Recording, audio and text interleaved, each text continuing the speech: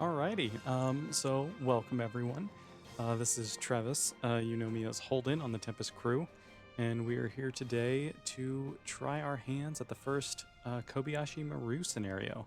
If you heard the supplemental episode, sort of the intro video or audio to this previous weeks, then you are kind of aware of what's going to happen. I am running my first sort of game as a GM, and I decided to go with a little more streamlined game as opposed to Star Trek Adventures. I am using the sort of simplified version of Fate Accelerated. Kind of leans into the idea that it's a sort of a group storytelling process rather than a lot of dice rolling, dungeon crawly type stuff. I just felt a little more comfortable doing that rather than trying to remember all the subtle nuances and whatnot of the rules for Star Trek Adventures, which I don't feel confident in yet. So I went with this. I wanted to try my hand at GMing and decided to come up with a really simple way to dive in with the crew. And I came up with this idea of all of our crew members doing the Kobayashi Maru, which is the famous no-win scenario that cadets get put through at the academy. And it just kind of spawned from there. I came up with some scenarios, and I decided to see when everyone could jump in and give it a shot. If you want a little more detail of the process and kind of what we came up with, go ahead and head back and listen to the intro video. Otherwise, I think we're just going to dive in. Today, the first one is going to be Brian, our game master. So naturally, you decided to put God in the hot seat first. Well, yeah. So, Hi, everybody. Greetings.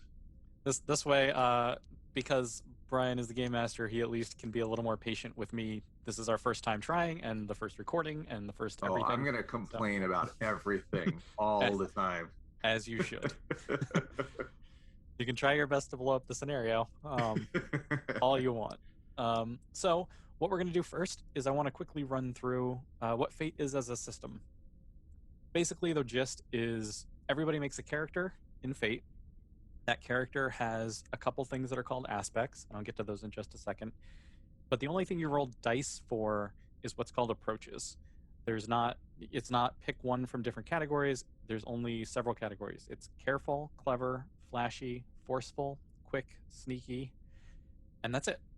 So you basically just kind of give yourself some assigned scores on those. And so if you're trying to do something sneaky, like hiding from a guard, you roll your sneaky dice. If you are trying to like hack a computer, you roll your clever dice. Whatever the situation calls for, you just roll those dice. And the dice themselves are just pluses and minuses, and you just add up pluses and minuses. So if it's a difficulty 1 and you roll 4 minus signs, you have a -4, you needed 1 to pass, and you fail. So it's pretty simple in that way. When it comes to two characters sort of battling each other, you both roll whatever you're going to roll, and then you just add and subtract as you go. It's all just plus and minuses ones the whole time. The one thing that throws a wrinkle in the system is what's called aspects. Aspects are basic understandings about your characters. A really simple aspect for Batman would be his high concept aspect would be a masked vigilante. His trouble aspect would be doesn't kill. So these are just little things that tweak your character. And the way you use these are you use them once you've rolled and you want to try and like up your roll. Once you use one, you use a fate point. You have 3 permission. Once you use one, you explain why that aspect applies, and then you use a fate point, and it allows you to either re-roll your dice or just add a +2 directly to your dice roll, whatever it happened to be. Unlike most games, you do not have to claim that you're going to use an aspect before you roll. In fact, it's encouraged to roll and see what you get, and then if you need to use an aspect, use it retroactively if you want. You just have to explain why it applies. Also, in Fate, you normally have stress points, which create consequences, which create their own aspects and all this other stuff. Instead, I'm just making stress points hit points. You can get up to 3. Each box is 1, 2, and 3. So if you take like 3 stress from a fight, if you get punched and it causes 3 stress, you actually just mark off the 3 box. If you get punched and it causes 1 stress, you mark off the 1 box. And you can only use each box once. So if you get punched for 1, you mark off the 1. You get punched again for 1, you mark off the 2. So the most is basically you can't get hit 3 times. And that'll just be what ends up ending it. But if you get hit for 3 points twice, then that still kills you, right? Yes. Yep, it does. Okay. So yeah, so that's a really quick rundown. We'll know a little more as we're walking through Cadet Finifter as he's filling out his character sheet. Um, and yeah, and it's very much a sort of shared storytelling. I'm gonna start the scenario. He's gonna be a cadet who walks onto the ship of his testing simulation, and then we're just gonna go and we're gonna see how this goes. I have a couple scenarios planned out, um, and hopefully it's fun. And as I get better at this, we will have other players and potentially even some Patreon listeners coming in and doing it. So should be a good time had by all except maybe me, as Brian is well aware. You have a good time. It's very much. There's somebody. Is it George R. R. Martin or somebody? Some writer who's like, I don't enjoy writing. I enjoy having written. And I feel the same way about GMing. I don't enjoy GMing, but I enjoy having GM'd in the past tense. Yeah, I feel that way about writing, so it works Yeah, exactly. works out well. So we're gonna be on roll 20 again. It's very simple. Finifter, do you have your cadet opened up at the moment? Dude. So let's take a look at your character. Your name right now is Cadet Finifter. Okay. Just cause. Well, you can't have a rank because you're still in the academy. Right. If you want to change your name to something else, you are more than welcome. No, I mean, once upon a time, I really was Cadet Finifter, so why not? All right. Yeah. So now we're gonna walk through, filling out the rest of your character. We're gonna give you a high concept aspect. So what about your character in this? It doesn't have to be you personally, mind you, even though it's named Finifter. What is going to be your broad based? So like Han Solo is like lovable rogue, or Batman is you know what? vigilante. This might be this might be cutting like way too personal and deep for this, but why don't I do what my mindset was when I was actually a cadet, which you knew me then. Although I think I don't think we were super close at that point. We weren't that close. It was in the kind of year and two after that we got closer. But yeah, so the high concept aspect would be not sure I want to still be here. So yeah, so well, I was not prepared to get into this kind of therapy level. I mean, way to dive right in. Yeah. Hey, if you're going to do it, you might as well do it all the way. So basically the story for the listeners is I was in Air Force ROTC in college. It was right around when when the United States, I should say, invaded Iraq, and I was not super on board with that as a concept. I wasn't committed. Eventually you're committed and you have to do a certain, you have to serve once you get past a certain point, but I hadn't reached that point yet. And then there was also some other bullshit that was outside of my control that got stuff happened. But the like kind to my own sense of self-worth way of remembering it is that I wasn't sure I wanted to serve in what I knew was going to be a massive disaster that was rolling down the country's throat at the time, which I turned out to be correct on that, unfortunately. But that's so I ended up not commissioning, so I didn't end up serving, but I was in ROTC for a period of time. So, all right, well, yeah, fun. Well, so first off, let's actually move. Not sure I still want to be here into a trouble aspect. The trouble aspect is generally something that is a little deeper and can be sort of cut both ways. Okay. So, being a little kinder. High concept then. Yeah, your high concept is generally positive.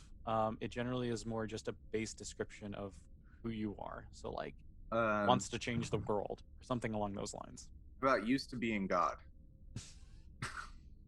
Sure. Well, no, that's. I mean, that doesn't really fit with the real world concept that we were just going with. I don't know. It feels weird to like try to describe yourself in a short sentence. Both in a short sentence and something that is like both complimentary. I think that's the hard part for you. Yes, that let's do creative intellectual. How about that? Sure. Okay. We like you, Brian. All right, but deal with it. Fine. All right, so we have two now. You have your high concept and a trouble. We're going to add one more in here. And this can be sort of anything you want. And so this could be something good and bad, again, it should be more complimentary, whether you like it or not. Um, Okay. Well, why don't we just make up something? We'll just make up something here and say like, tactical. I'm thinking of something that will like game mechanically be the no, most beneficial. well, So no. like tactical genius or something like that. I mean, I think we actually cover that in creative intellectual. To be perfectly honest, Okay. You can use that in those sorts of situations. Oh, I've got it. What about cat lover? Yes, perfect. Okay. Cat lover. All right. And so I'm going to use this to call in Cadian reinforcements in the middle of my scenario. You can definitely try to use that. Okay, so now your aspects are done, and now we're going to go over to the approaches. Okay. In the approaches, normally you get a whole bunch of extra numbers. For this one, because you're a cadet, we're going to leave them mostly terrible. Okay. So the approaches is. I mean, I was not a very good cadet, so that fair. Facts.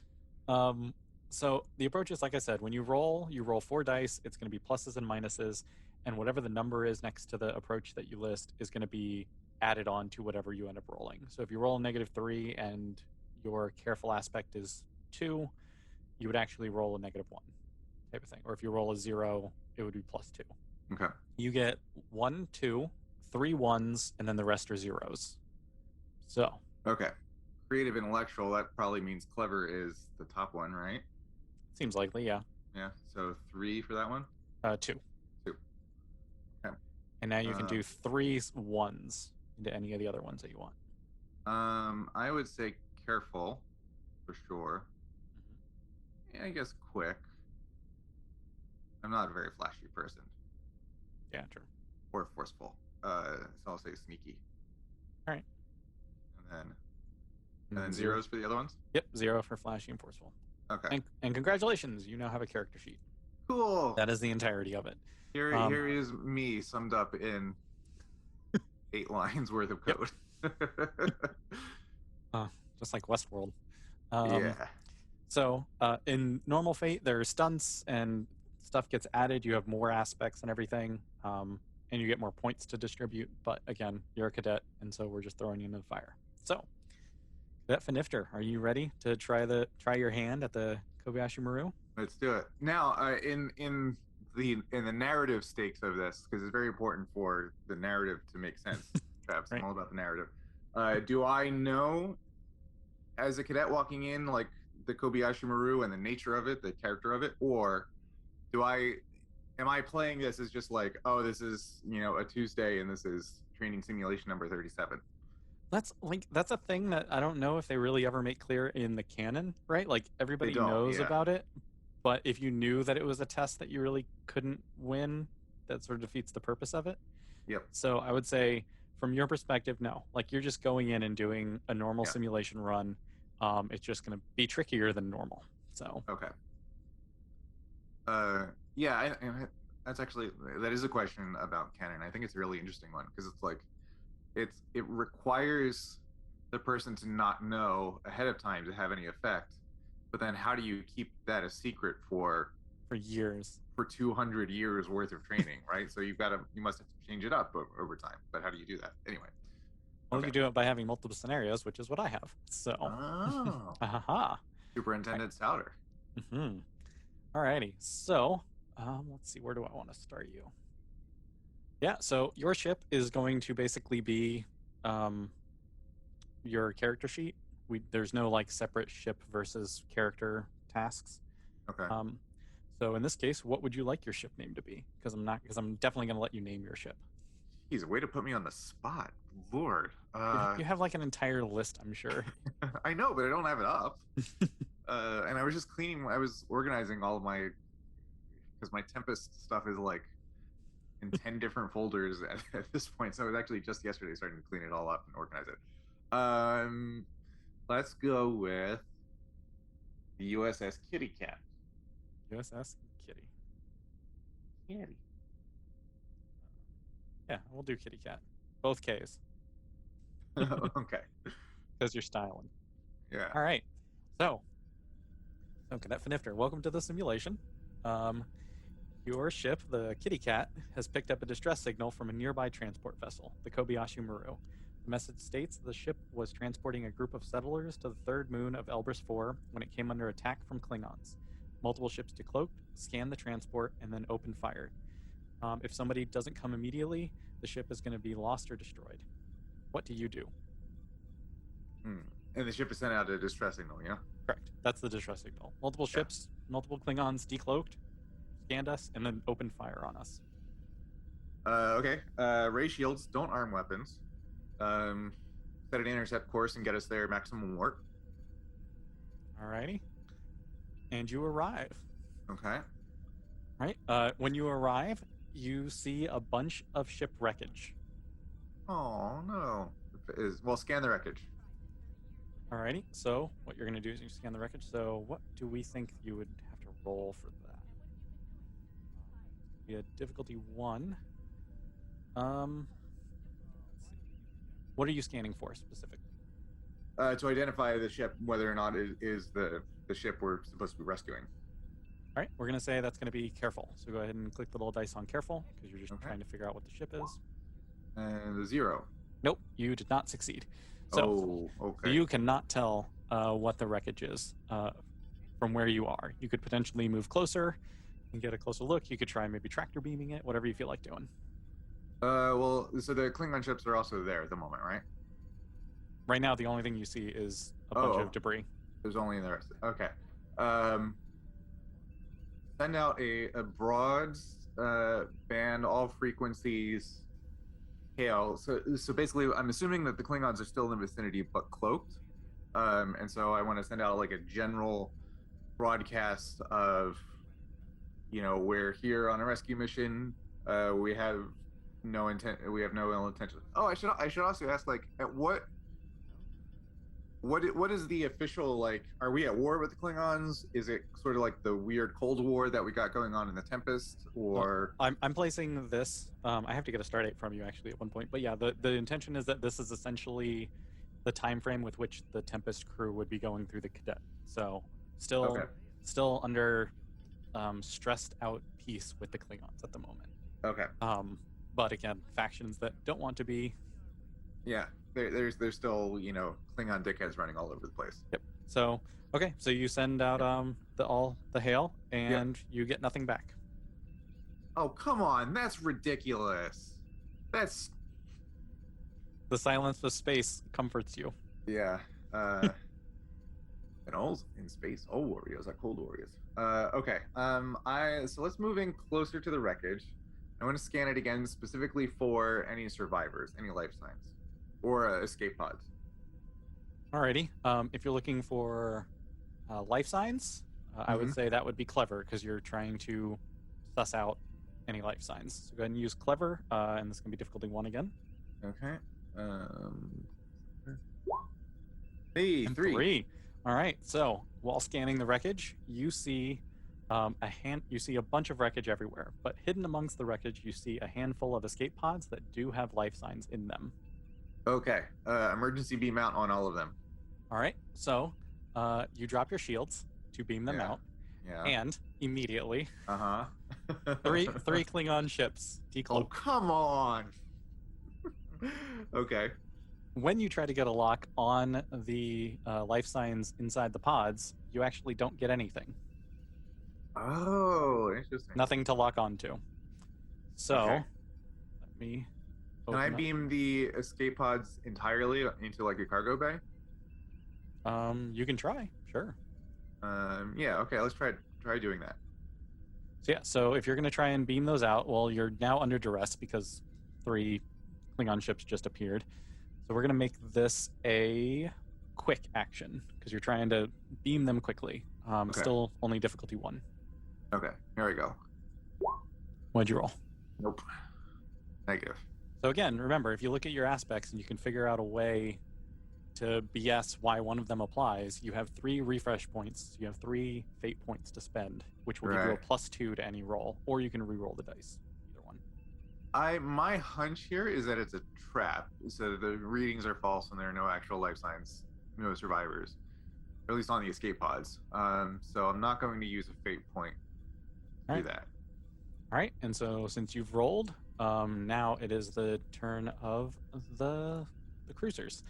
Um, it is one Klingon cruiser, and then 2 birds of prey. Okay. The Klingon cruiser is going to open fire to give you a little flavor text. The Klingon cruiser is currently captained by Captain Balmok. He is a grizzled veteran of the Klingon Empire. He has consistently refused additional promotions so that he can continue keeping his hands dirty. Ooh, okay. So he is going to fire on you, just normal attack, and then so I am going to be rolling forceful. And then how are you going to respond to being shot at? Evasive maneuvers. All right. Which will be quick, I'm assuming. Yep, that'll be quick. So we'll both roll. and Balmok rolls a 5, and you roll a -1. Yeah. So using a fate point to get +2. In theory, you could use a fate point to roll again. And that's up to you. Christ, that is rough. Yeah, that was pretty bad. Can I use so I have a pet cat on board, of course. Mm-hmm. And so being fired upon puts my pet cat at risk. And so, obviously I don't want that. So because I'm a cat lover, I'm going to work extra hard. Done. You count it. What's your cat's name? Marshmallow. Because of course it's going to be white like your actual cats. Yeah, exactly. Well, yeah, Marshmallow is just what I call the fat one. All right. So out of fear, with your lovely cat Marshmallow back in your quarters, you are going to either re-roll or add 2 to your roll. It seems like you got to re-roll. Yeah, I got to re-roll. Because adding 2 would still not really do anything. Okay. Exact same roll. All right. Great. So Fantastic. the cruiser fires and hits you. Mm-hmm. It wallops you. The way you calculate how much damage is done by basic is the shift. It's what's the difference between those. In this case, it is 6. So you fell for the Klingon cruiser's trap. Yeah. Fired a torpedo, and you had taken your shields down, and because of that, they were able to get a torpedo directly under your warp nacelles. And the USS Kitty Cat, or the NCC Kitty Cat, has now been destroyed. So, great job. Well, on your first. That was not a fair test of my command abilities. Well, welcome. All right. Do we want to reset and try again? Yeah, let's do it again. Some of these will be short. That's the other thing is so Savix obviously was like the perfect dramatic length to introduce the movie and all of its thematic elements. But you got to imagine that there are other cadets that go into the simulator and in 10 seconds are done. Oh yeah. Well, I think it's what is it? I think Sulu. I haven't finished reading the book because there's the book that actually talks about the original series crew members going through the. I read that as a kid. I actually really liked it. Yeah, I bought it and I started reading it, but just fell by the wayside. But I believe in there, Sulu just ignores it and keeps going, and it's just nah, I'm good, and just keeps flying on and doesn't bother. The only one I remember distinctly is Scotty's, and that was a whole God, I really don't even want to be in the command program. I just want to be an engineer, and his solution at the end is basically to blow up his own ship in such a way that it renders that area of space completely unnavigable for 100 years. He basically Chernobyls that part of space. Awesome. Alrighty. Okay. All right, so we're going to start again. Build a new character, or we'll just do the same thing over again? You can do your character again if you want to build a new character. That's up to you. I have the idea of potentially doing pop culture people if you want to do something of a specific person. But in reality, if you just want to keep going with you as a character, I don't think it matters all that much. Yeah, why don't we make a new one? I just watched the new episode of Foundation last night, so we could do Harry Seldon. Ooh, let's do that. Let's do Harry Seldon. All right, we'll convert Dr. Frankenstein here. Ooh, okay. So Dr. Frankenstein here is at the monster or the scientist that created the monster? Well, it's Dr. Frankenstein, so it is the guy. Right, but in the book, the monster is also called Dr. Frankenstein. Oh, is it? No. Okay. I was like, No, I'm just being what? an ass. Oh, that checks out. All right, so you should be able to open up Harry Seldon now. Okay. So the reason I think Harry Seldon will be cool, will be fun to play, is because he can literally see the future. Okay. All right. Do you have those? No, you don't have those things. Yeah, nothing's filled in yet. This is Okay. just a basic sample. Okay. So Dr. Harry Seldon, professor of psychohistory at Streeling University. High concept. The high concept could just be professor of psychohistory. Trouble aspect. Something about like, you know, he's a doomsayer, right? And that gets him in trouble with the, you know, the conventional wisdom. So like, right, but it's got to be a trouble with his personality. Like, what's his internal flaw, character flaw? So I would say like, he's not very tactful as a person, right? Because he doesn't navigate that politics well. You know, like he basically just shows up to the emperor and goes, "Yeah, we're all fucked, and there's nothing you can do about it." And like, obviously, that doesn't work out great for him. All right. So like, you say not a politician? Yeah, we can go with that. Can work. All right, and so then we're gonna add one more on there. So what's another aspect of his personality? Oh, I mean, it absolutely can predict the future. Well, I would assume that'd be covered by Professor of Psychohistory. Oh, okay. Because like, isn't the whole concept is that psychohistory tells you the arc of? Yeah, and I mean, and we're playing around with it. The thing of psychohistory is that you can tell big stuff, not predict individual events or actions. Yeah, I definitely won't use that distinction at any point in this game. I'm just having a bit of fun. Okay, so some other aspect of his personality, he does have an adopted kid. He is very much of a father figure. Yeah, either of those has an adopted kid. And he's also kind of like, you know, not a cult leader, you know, but right. You know, that kind of, you know, a guru is the way it is. Yeah. I think has a kid. I think has an adopted kid. Okay. Is better. All right, and so now we're going to fill out your approaches. Careful, clever, flashy, forceful, quick, sneaky. Yeah, so clever is definitely the top. Yep. And since these are existing people, we're going to give you a little better stats for this one. Okay. So you're going to have a 3, a 2, and then 3 1s and a 0. A 3, okay. A 2, 2 1s and 0s. Sorry. So clever's a 3. Mm-hmm. I'm gonna say, well, he's definitely not flashy. Right. So yeah, so that'll be a 0. I would say careful is 2 because he's, as a scientist, and especially as a scientist predicting the downfall of civilization. Yeah. You're going to be really careful before you start making predictions like that. Makes sense. So you have 1, 1, and 0 to fill out. I'm going to say sneaky is 1 because he's secretly got his he's whole building plan. The foundation. Yeah, like he gets exiled, but that was secretly his plan all along. Spoilers. Yes. Spoilers are like the first episode. Right, okay, so another 0 and another 1 or 2 zeros? Correct. Another 0 and another 1. Okay. I'm going to say forceful is 1 and quick is obviously not. Yeah, he's not really short-term thinker, that one. Exactly. No.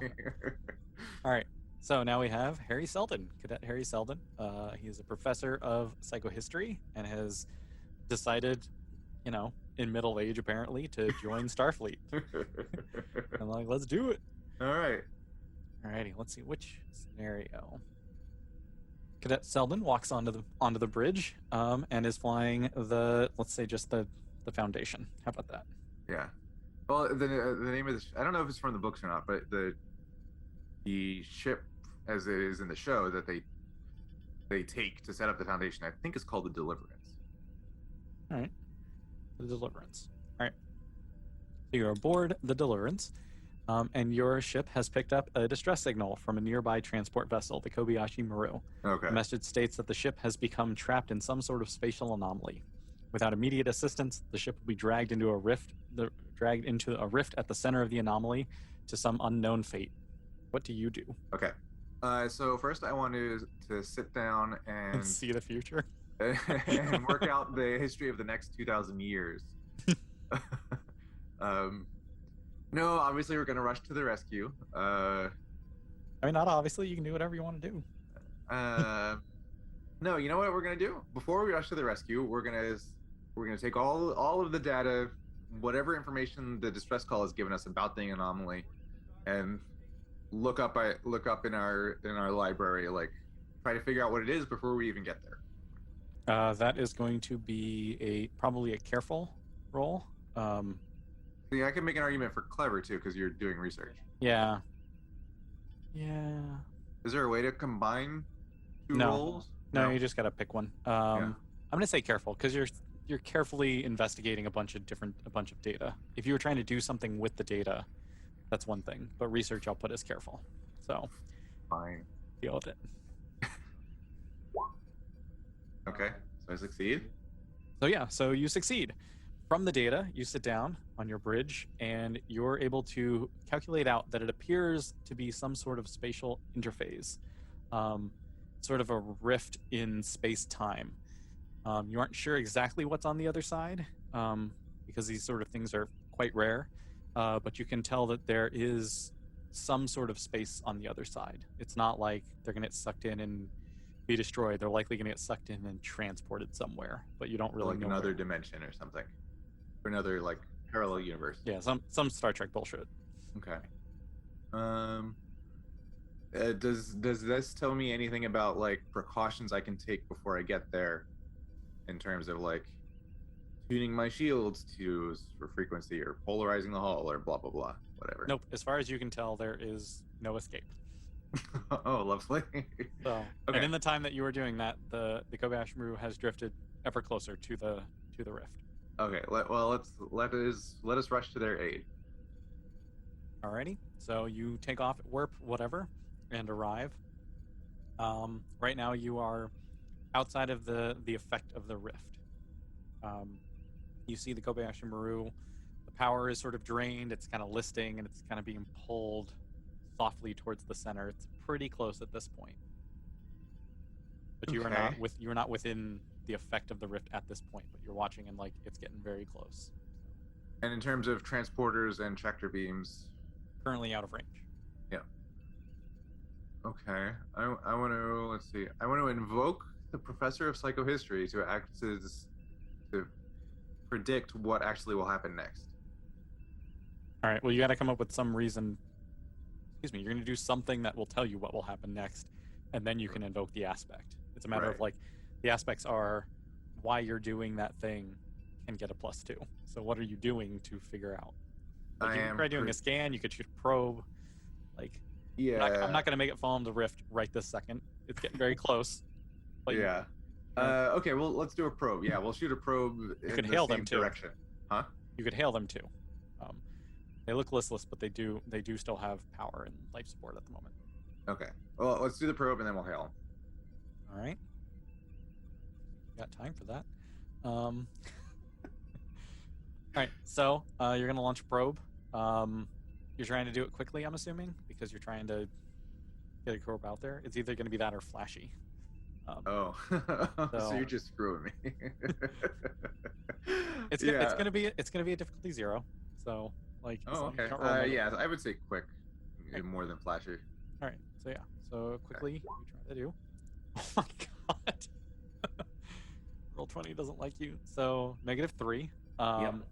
So yeah, you fire the probe. Unfortunately, those don't get installed until Tuesday, and so someone presses the fire button, and it just gives you like a, and that's it. They press it a few more times, and it burns a few more times, and then you realize, okay, that wasn't a choice. We right now all we have loaded in the torpedo launchers are the pinatas for the chief engineer's birthday. Right. So like we shoot out a pinata, but then as it gets close to the event horizon or whatever, Yeah. just pops and then a whole bunch of Tootsie Rolls come down. And they start listing after the Maru. So. Yeah. so there's the transport and then just a whole like twisty line of Tootsie Rolls behind it. Okay. All right, let's hail them instead. All right, so you hail them, and the captain of the Maru pops on. Says like, Captain, thank God you're here. We don't know what this rift is, but as soon as we got close to it, it just started pulling us in. We have no idea what to do. Okay, Captain, remain calm. Everything will be fine. We're gonna get you out of there. Calm. Calm.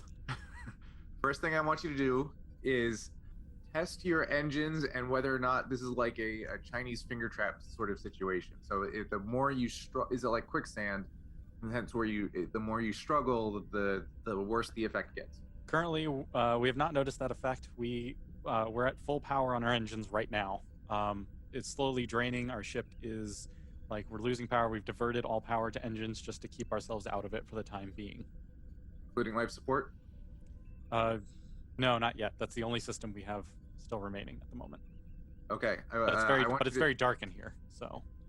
I want you to divert every single watt of power you have in your ship into your engines. Alrighty. They do that thing. Yeah. And they've transferred all power to their systems, but it's still clearly not enough. You start noticing their nacelles like starting to flicker a little bit because they're just pushing so much power through there. And suddenly the side of their nacelle like cracks open and plasma starts venting. And you notice that the rift doesn't necessarily like start to close or anything, but you notice a little bit of flicker in the rift. And for a second, the ship starts to move out just a tiny bit and then starts getting pulled back in again. Oh, interesting. Okay. Can I fire some kind of, not a tractor beam because we're not in range of that, but like torpedoes or phasers at the rift to try to disrupt whatever the hold it has on the ship? Yeah, sure. So that would be forceful, I bet. Yep. Difficulty 1. Okay. 0. All right. So, you fire torpedoes. They sail in, and you see them get like their trajectory actually turns a little bit once they get into the effect of the rift, and then it just flies right into the center of the rift and then disappears. Okay. I want to try the deflector dish. Power a whole bunch of power and Plodion particles through that and disrupt the rift that way. All right. You can do so. The downside is now the Maru is basically at the entrance of the rift. It is so if you fire your deflector dish at it now, you will likely hit the Maru.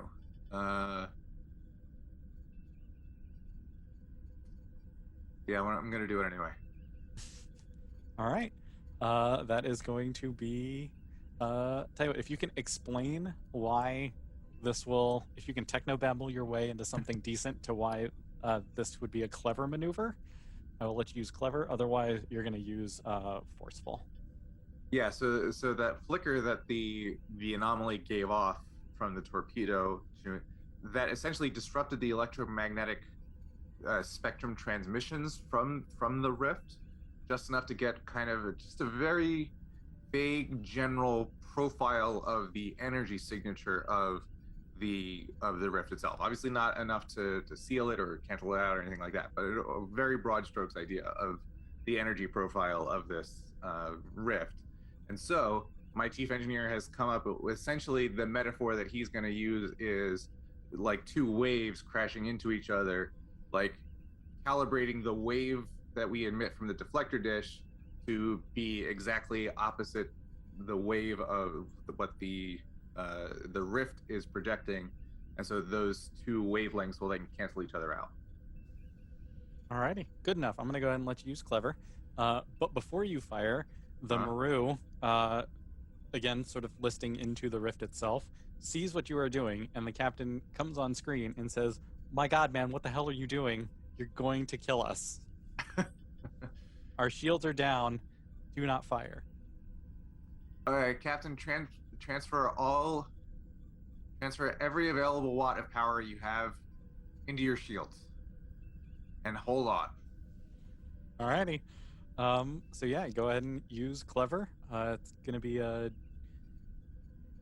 difficulty A2. Okay, here we go. 3, 2, 1. And Yeah. 3. So you succeeded. So you power up your deflector dish. You do all that bullshit you just said. And you fire the deflector dish. At this point, the Maru is like half wedged inside the rift, like part of their ship is in it, part of it is out. Right before you fire, they divert all of their power to their shields, which they just don't have enough left, and their shields instantly collapse. Your deflector dish fire strikes them right on the back of their nacelles that was open. And when it does that, their systems start like blinking off and on, and like everything gets really like starts shaking a bunch, and then the Kobayashi Maru is destroyed. It explodes in a giant flare of warp core breachness, and when the dust settles, the rift is closed. Great, so I closed it. You did. So, yeah, congratulations. You closed it. You completed this mission. So you head back to Starfleet, and when you debrief, they immediately kick you out of Starfleet. Do they kick me out of Starfleet, or like, am I kicked out of the Academy? Like, is it real? Like, oh, you failed that so badly, we're not going to let you graduate, kind of a thing. Well, no, you did close the rift, but you murdered a crew of innocent bystanders. I didn't murder them. I just failed to not murder them. Right. In fairness, that's actually one of the most positive outcomes you could have had in this one. So how are they going to kick me out if there's on a test that there's no way to win? Good point. All right, so that was that one. So for funsies, I will note that one of the other versions of that scenario is that the rift opens up to the dark universe, and a mirror universe Excelsior and comes through.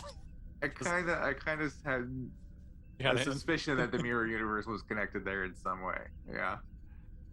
But if it is, like I said, so when I made these, I wanted to make them so that they did have actual outcomes, right? Like I don't want to just make it impossible for the sake of being impossible. Yeah. So in that one, the only way to close the rift is to set off a warp core breach in the rift. So in theory, you could have done that by ejecting your warp core and blowing it up, rather than sacrificing the Kobayashi Maru. But the fact that you survived, yeah, but you did. But you survived, so we'll give you that. What about and yeah, I mean, we don't want to like, give away because we want other people to play this, but just spitballing, would it have worked if I evacuated my ship, so everybody in the escape pods, launch all the escape pods with all the crew, maneuver my ship in between the Maru and the Rift, and then detonate my ship? Would that have saved the Maru? Yep. And so so that would have been a succeed. I would have won the no-win scenario.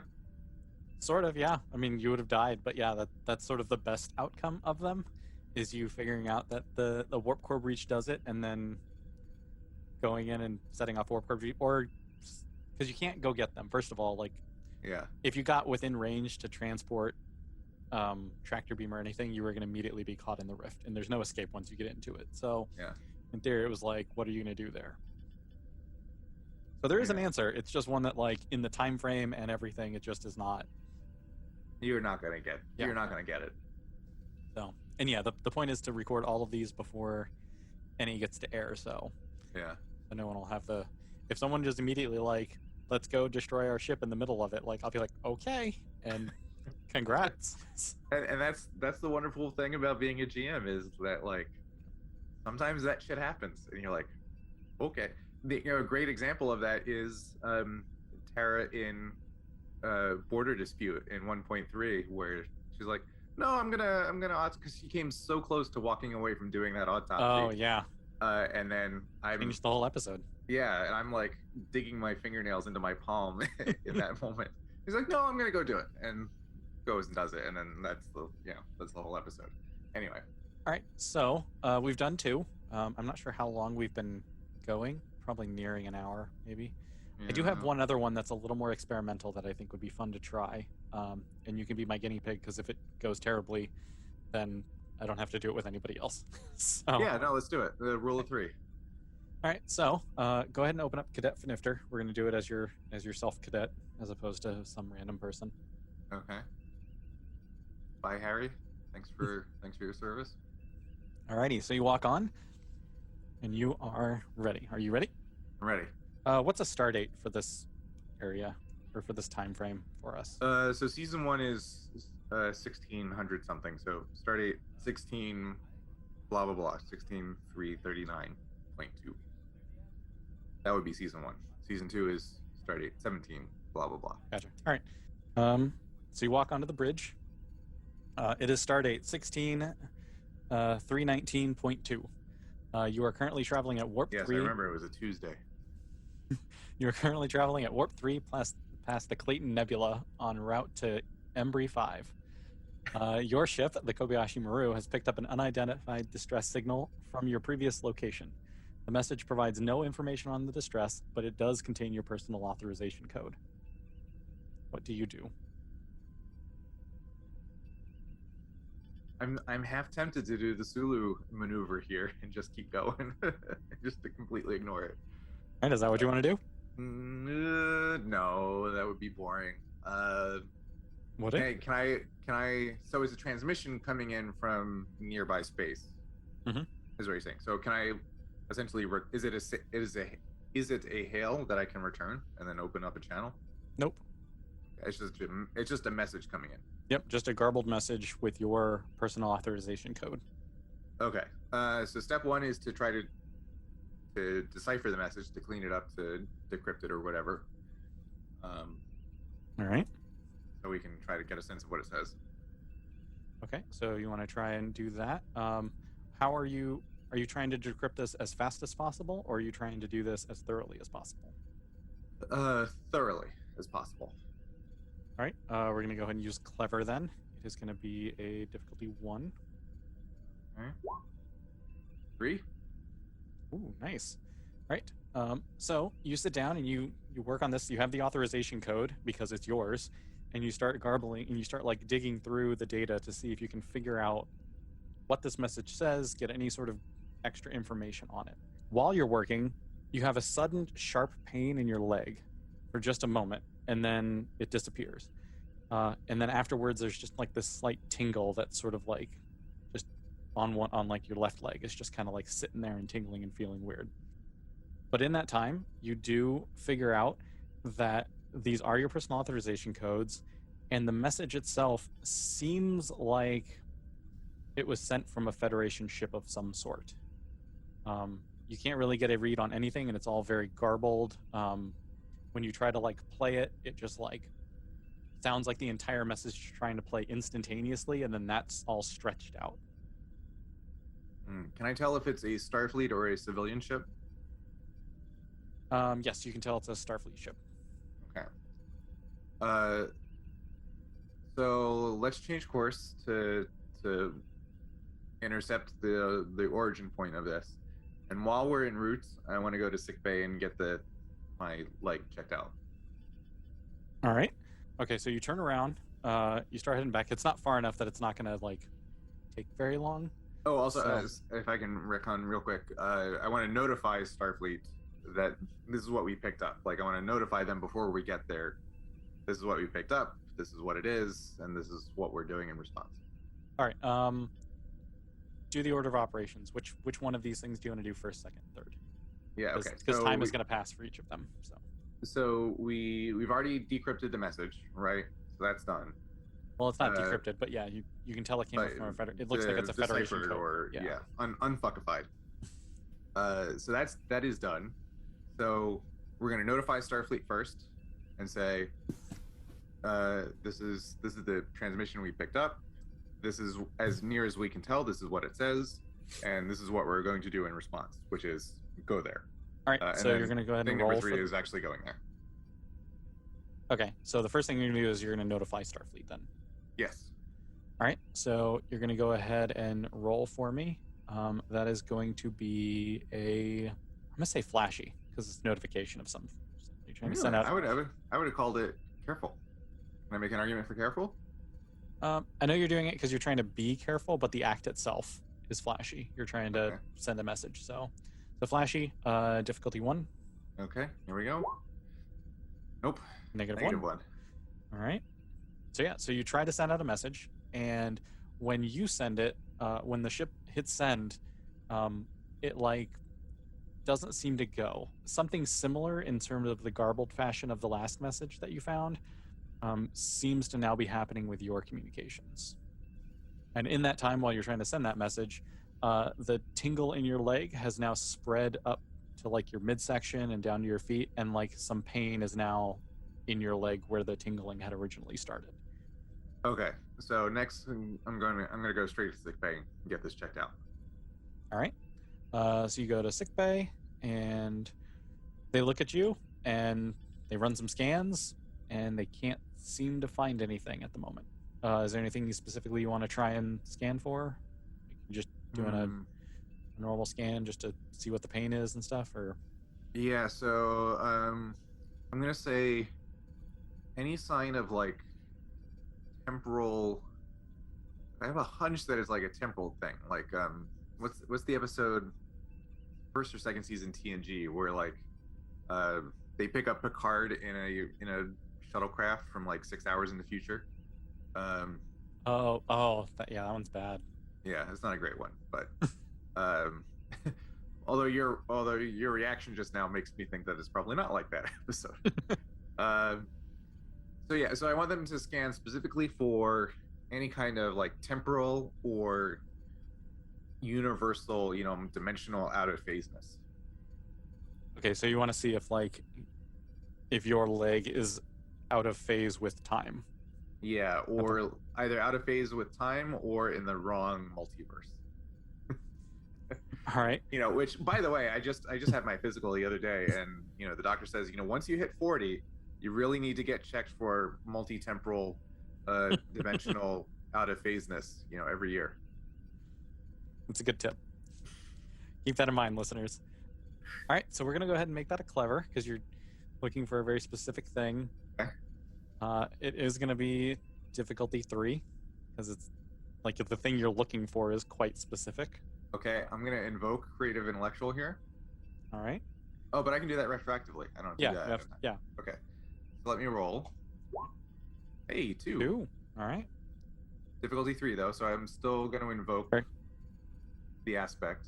Okay, can you BS some reason why your creative intellectual would think of temporal stuff? Because my cadet self remembers watching that episode of TNG. Excuse me, I should say watching that particular historical document. TNG hasn't happened yet, just to be clear. Yeah, I'm just gonna say like intellectual. So I'm smart enough that like it rings a vague bell as to something that has happened before to somebody else in the past. It happened in the past. Happened in the past. All right. So you have 4 successes there because you spent a fate point, and you do get some sort of reading of what looks like sort of a temporal filament of some sort. It's not like a straight-on tachyon thing. I would liken it more to the TNG episode where Picard and Data and Troy are all in the shuttlecraft coming back, and like the fruit gets real old real fast. Oh, the time frozen episode. Yeah. So it's something. It's not necessarily that, but it looks like it's some sort of like temporal shard or filament thing. You can't narrow it down any further than that. You can't figure out what's going on or what's going to happen. The tingling is now like you kind of feel it from head to toe. It's not super powerful, but you kind of feel it from head to toe, and the pain in your leg is starting to get actual painful. And the bridge tells you that you have arrived at the location of the signal. Okay. First thing I'm going to do is tell my first officer that what is happening to me. What is happening to me? And that she might need to take over at a moment's notice. And she should be ready to do that. All right, and as you're telling her this, the pain just suddenly overtakes you, and it is stardate 16319.2. You are currently traveling at warp 3 past the Clayton Nebula en route to Embry 5. Your ship, the Kobayashi Maru, has picked up an unidentified distress signal from your previous location. The message provides no information about the distress, but does contain your personal access code. Hang on, Travis. I think the podcast actually accidentally started over here real quick. No, let me just fast forward. Okay. So really the TNG episode that it's like is cause and effect, not timescape. None of these things have happened in your era at the moment, so. Okay, so I still have memory of the previous, let's call it for now, a loop of the previous time loop. Correct. So I remember everything that we just played. Yep. I'm going to tell my first officer and my science officer, and my guess is going to be that they're going to have no idea what I'm talking about. Correct. Yep.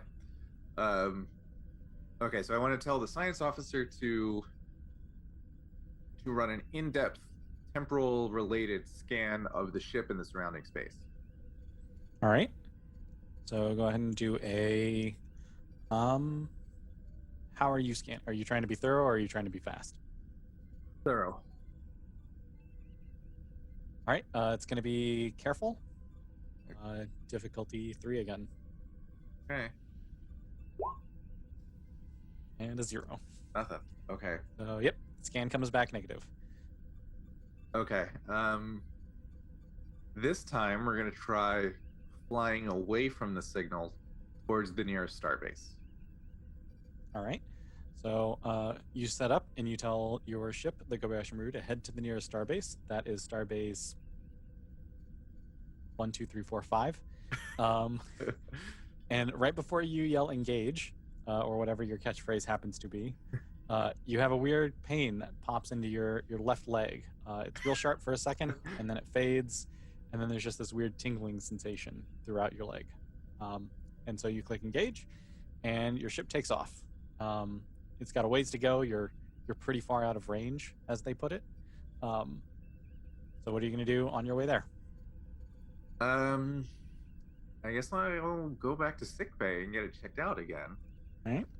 But this time I'm going to tell the doctor, obviously I'm going to fill in the first officer, the doctor, and the science officer my perspective on things, my understanding of how things have transpired. And specifically with the doctor, I'm going to tell them everything in as much detail as I can remember about the first time through in sickbay. All right. Taking the time that it takes to explain all of those things, you can decide what to do next. But in the meantime, this amount of time it takes to explain everything and then pushing back because they're a little confused about what you're talking about. At this point, the tingling sensation is sort of up to your chest and down to your feet. Excuse me. The pain in your leg is pretty severe, but not overwhelming at the moment. So you've explained it all to the crew, and they begrudgingly sort of think like maybe you're not crazy, but they still think you're a little crazy. And you're in sickbay. Okay. Basically, I want to have the doctor do what she did before, and hopefully I will roll better this time, basically. Well, didn't you succeed last time? Oh, yeah, I guess I did. Yeah, no, that's the one I rolled really well on, huh? Yep. I mean, you're still welcome to do that. Like, yeah, I might as well. Because maybe it's like, okay, well, that was the first block, and now we have to go put a block of knowledge on top of the first block, right? Right. Sure. Sure. That sounds halfway plausible. Sure. All right. So you're going to be rolling clever again. Okay. And difficulty 3, just like last time. And a 4. Nice. All right. The doctor does a scan, looking specifically for temporal thingies, and finds a sort of temporal, like a signature of sort of a temporal filament or shard. It's less like the episode. It's more like the episode where Picard, Troy, and Data are in the shuttlecraft, and like the fruit gets really old. But that's all you can really tell. Uh-huh. Uh-huh. Uh Right, doctor. Right. And after the scan, you feel full body tingles. Your leg really starts to hurt. And just when the doctor's like was looking at their tricorder and went like, oh, and then next thing you know, it is stardate 16319.2, and you are currently traveling at warp 3 past the Clayton Nebula en route to Embry 5. Your ship, the No, Kobayashi wasn't I Maru, was has the first time around I was traveling at warp 5, wasn't I? no, it's always been warp 3. No. And you pick up an unidentified distress signal from your previous location. The message provides no information, but does contain your personal authentication code. Okay, so I order an all stop. All right, ship stops. And to activate the self-destruct. Okay. All right. Abandon ship. Everybody can get off the ship first. Everybody's allowed to get off, and then I'm going to blow up the ship. Okay. Take that, God. I sort of love it. All right, so yeah, you tell everyone to get off the ship. They're gonna fight you a little bit over that because they don't see any reason why they need to all hands abandon ship. While you're arguing with them, how do you try to convince them? Well, so we're a civilian ship, right? So no, you're a that's an Federation order ship. Isn't going to carry the same kind of weight. No, you're the Kobayashi Maru. You're a Federation ship. In this version of the Kobayashi Maru, you're a Federation ship. Okay. Well, Federation, but also Starfleet then. So we're still yeah, you're still a Starfleet ship. And yeah, they understand that that's an order, is something that needs to be followed. They also see zero danger, and their captain just immediately said, "All hands abandon ship," and I'm going to self-destruct the Maru. So they're a little confused. Mm-hmm. And you have some of the senior staff being like, "What?" So I'm going to explain to them as best I can, not necessarily going into any detail, but that some kind of negative space wedgie, as TV tropes would call it, I believe is at work. That it might be temporally related, it might be parallel universe related, but that based on my experiences so far, that they would not have those same experiences because of the nature of the anomaly. That this I feel is the best course of action, and so this is my orders, and follow them, please. All right. We're gonna have you do a forceful because you're trying to sort of exert your authority here. Roll. It's gonna be a +2. Okay. Here we go.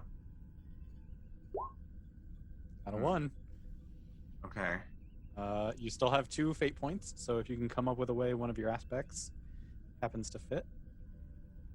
Okay, so they know. So obviously, abandoning ship would be a really traumatic event for a cat.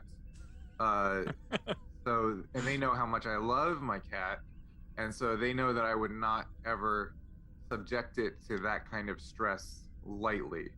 And so that if I'm willing to do that, then the situation must be pretty dire.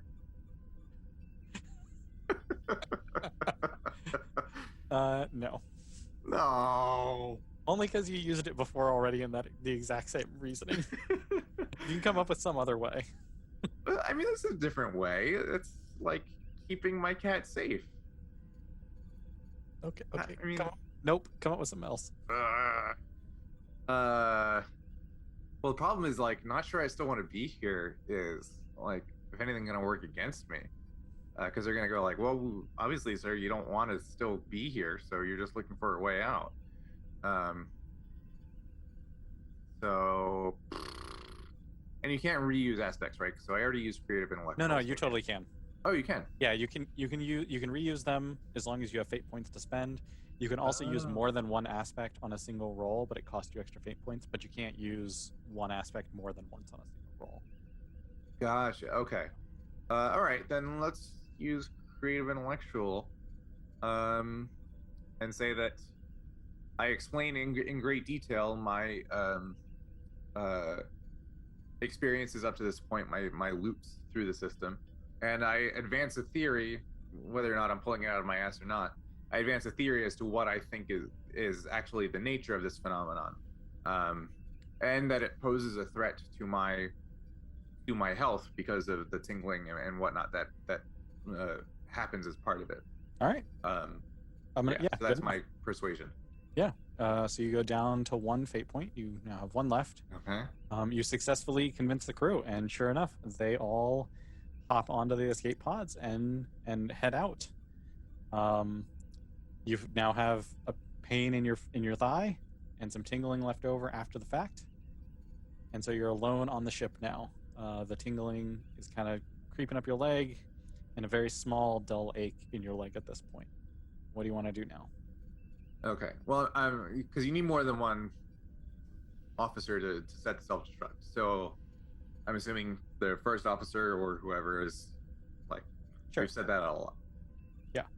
He's staying until you set it, and then he's gonna leave. So, Okay. are you gonna set it now? Is that the idea? Yeah. So we're gonna set it, and then we're both gonna hop on a shuttle and immediately fly away. Oh, okay. Alrighty.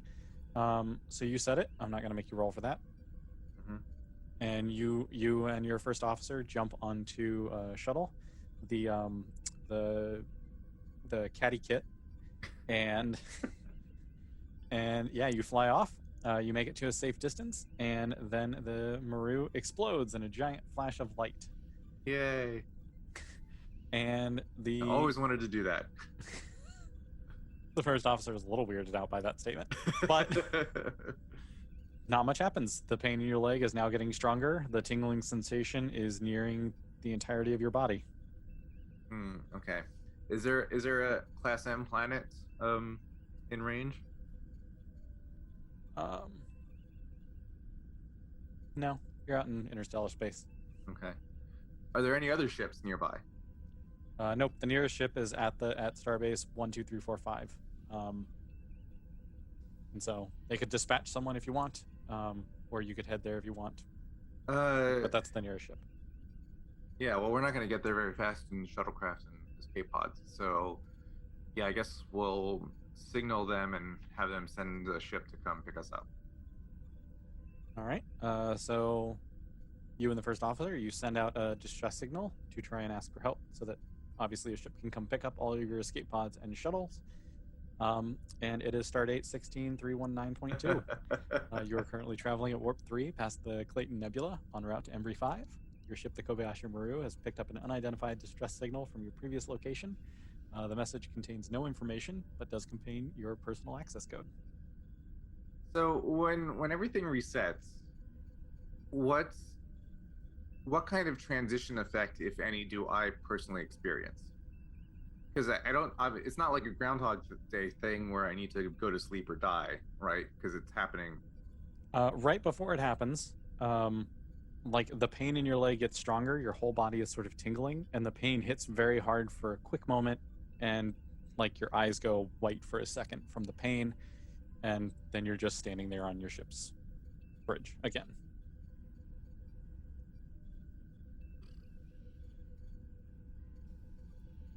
Man, I would be really bad if I were actually stuck in one of these for real. Because, like, in every story that's structured this way, like at some point the main character just like gives up and doesn't care and doesn't try anymore. I'm Is that, ready. I'm is that ready where to you are? hit. I'm ready. I'm there now on loop 3. um. Well, so okay, so I can't go towards it. I can't go away from it. Uh. Okay, I'm gonna go to the weapons locker off to the side on the bridge, pull out a phaser, All right. and set it to high enough that it will vaporize me, Okay. and then I'm gonna shoot myself. Um. Wow, you really did hit that point, didn't you? Oh, I mean, Bill Murray hits the same point where he drives off the cliff. So, this is true. All right. you know. So let's see. Yeah, you're gonna have to roll quickly because like you're trying to get there and like your crew is gonna try and stop you, obviously. Well, okay, hang on. Let me say this then. I'm gonna go into my ready room and pull out a phaser, and then shoot myself. Mm. No, we're gonna go with the original one. Okay. Yeah. So you standing there as a captain, seem a little shaken for a second, and then you turn and walk over to the weapons locker just outside the bridge. Your crew is confused and then gets very scared when they see you upping the damage because obviously all the phasers are normally set to stun as opposed to vaporize. And so then they try to disarm you. You are going to have to roll forceful to try and stop them from being able to disarm you. It's going to be difficulty 2. Okay. I'm gonna invoke not sure I still want to be here. All right. I mean, you do it after, but yeah, it makes sense. 1. So you use your final fate point to not sure I want to be here because this time loop has really worn you out. Yeah. And so, yeah, they come and grab the phaser and try to get it, but you are able to turn it and fire it on yourself. And Captain Fnifter just disintegrates into thin air. And everyone is left confused and scared and wondering what happened. And that's it? Doesn't reset? Nope. Wow, okay. And they head to Starbase 1, 2, 3, 4, 5 and debrief, and several of them quit Starfleet because of the trauma. But they're alive, though. True, they are alive. So yeah, so success. Okay. You stopped the time loop. Okay, I admit I was not actually expecting that to work, so that's kind of a bummer.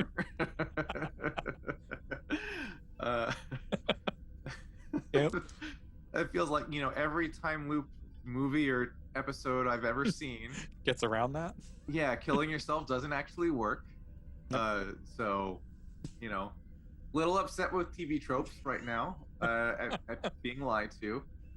Well, if you're ever in real life and you run into a time loop, yeah, be extra careful on that one. But a good subverting of audience expectations. Thank you. I will say again, since we're gonna record hopefully all of these before any air, the intention, the actual theory behind it is you basically passed through one of those little pocket things that they run into on that episode of TNG, and the filament itself like embeds itself in your leg. And so it is attached to you and is resetting you every so often. And the only reason the ship and stuff is being reset is because they're with you when it happens. So like in theory, you either need to die or you need to like take an escape pod and you just be stuck in the loop forever and the ship leaves. And then you hope that, Starfleet science can come figure it out and you're just stuck in a loop for however long it takes them. So so in that situation, if I had actually made it to the starbase, would the clocks been out of whack, like at the end of Cause and Effect, once they get out of the loop, No, you wouldn't make it. You never make it. It's isolated to a set area of space, and like it'll go off before you're able to get anywhere. So it really is just figuring out that it's localized enough to be like it's localized enough that if the ship warps away before I turn or before I flip, then they'll be protected, or you die. which is a very Kobayashi Maru scenario, I feel like. Yeah. It's basically like, are you prepared to sacrifice yourself to save your crew? Because you very well may have to do that. Yep. And so you did. So congrats. Yay. So yeah, so that's the experimental one. I wasn't sure how that would go. But I think it went well. Yeah. that was fun. All right, so that is a quick run of Fate Accelerated. That is Brian Fnifter, our, fearless leader and GM, running through as Cadet Fnifter for one scenario, Harry Selden from Foundation in another, and then himself again being stuck in a time loop. And that is basically it. We hope to have this with a bunch more people. And thanks for listening, everyone. Hope you enjoyed it. Yeah, thanks for tuning in, guys. Until next time, we'll see you out there.